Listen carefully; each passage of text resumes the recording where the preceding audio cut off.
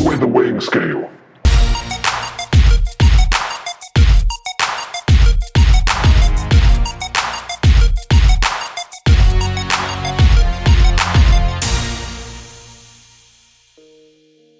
Hi everybody, Dr. Bobby Striker here with Flow Physique Factory.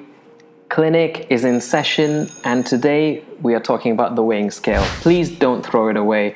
That was just me having a bit of a laugh with you, okay? So some people don't like the weighing scale, okay? There's even one hyperactive fella in the UK that calls it the sad step. I'm here to tell you why that might not be the case. Now, the weighing scale is just that.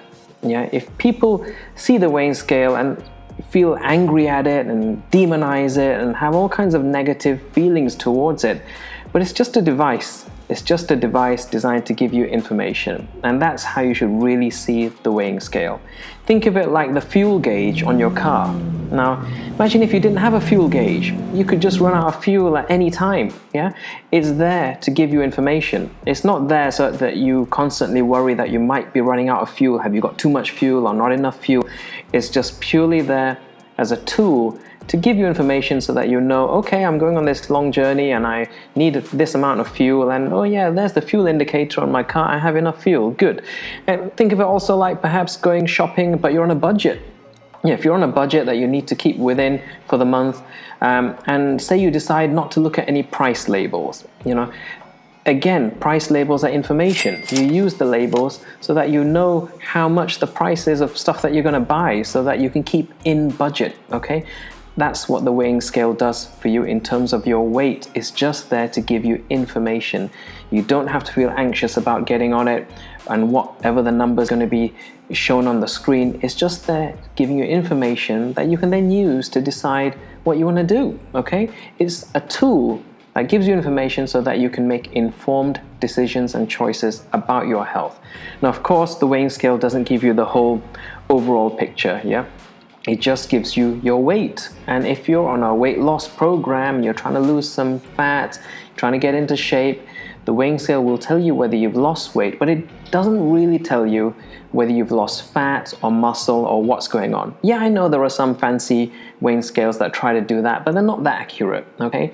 So realistically, if you've just got a normal weighing scale that gives you a weight measurement, all it's going to tell you is whether you've put on weight or lost weight. That's all. It doesn't tell you that you're good or bad, that you're a bad person, that you shouldn't have friends or anything like that. It's just giving you information, but it only gives you part of the puzzle. Now, in our last video, I talked about looking at your body fat percentage. You know, if you Google online, you can find images of body fat percentage charts for men and women. And honestly, just look at yourself in the mirror. Look at your body, then look at these charts, and you can use that to estimate what your body fat percentage is, okay?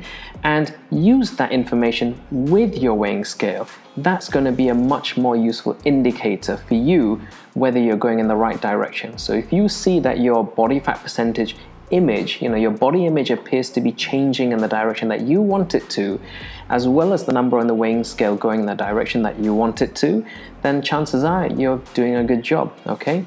So remember, a lot of people, what they will do when they go on a weight loss journey, they will start exercising, they'll be getting their nutrition on point, and they will see in the mirror that it looks like their body composition is changing, that their body fat percentage visibly is changing, but the weighing scale isn't showing a change. What's going on there? Well, that's what we call body recomposition. What's happening is that actually you are losing fat, okay? And you are simultaneously putting on a little bit of muscle. Now, you can lose a lot of fat and you can just put on a tiny bit of muscle and your weight might remain the same. You might be thinking, how is that possible? That's because fat, even though it can take up a lot of space, it doesn't weigh much. It's not very dense.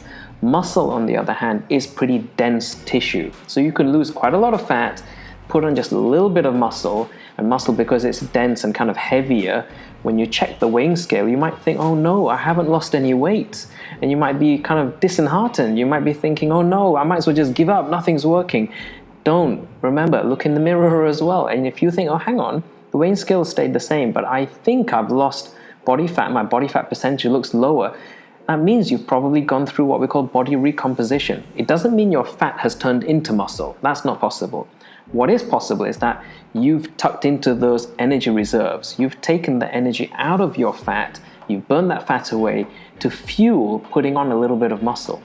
Yeah, so one doesn't turn into the other, but one can fuel the other. You can use body fat to fuel the process of getting into shape and putting on muscle. And that's likely what's happened if you've lost, visible body fat, but the weighing scale numbers don't reflect that. Okay, so that's body recomposition, and that's great. We've talked about it on our blog. A lot of people talk about it. Oh, look, my weight before and after my body transformation is the same. Why is that? That's because they put on muscle while losing fat at the same time. Body recomposition, something to keep in mind, especially if the numbers on the weighing scale don't match what you see in the mirror. So weighing scale, don't throw it away. That was just a joke.